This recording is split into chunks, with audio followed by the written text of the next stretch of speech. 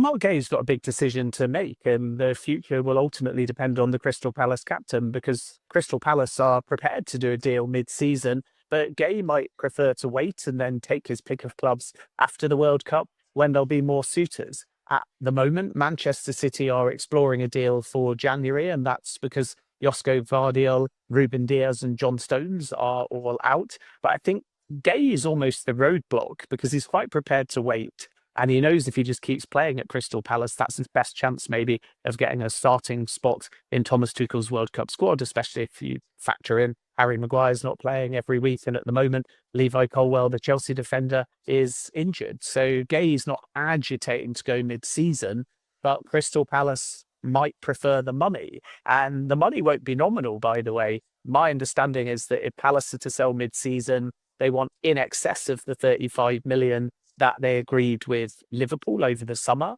And the reason why that number's more is because Palace accept they need a replacement and they themselves might have to overpay for a target in January because the January market tends to favour the seller and the buyer has urgency. So often they have to pay a higher number. And it remains to be seen whether Man City will bid that number, knowing that Guéhi will be a free agent in the summer. Arsenal are there. They prefer to do the deal in the summer. The same can be said for Liverpool as well. And several other clubs like Atletico Madrid, Real Madrid. Barca have looked, but I'm told they think Guéhi's wage is too high. That's not because Guéhi's being unreasonable. He just wants a relatively lucrative Premier League wage to make him top 5, top 10 earner at a particular club. But of course, Barcelona's finances are relatively tight. So Guéhi's got lots of different options. Liverpool have got Konate and Van Dijk.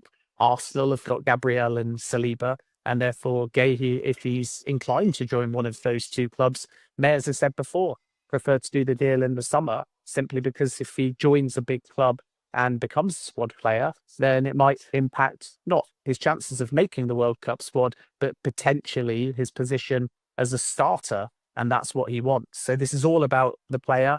If the right number is hit, Crystal Palace are prepared to sell mid-season.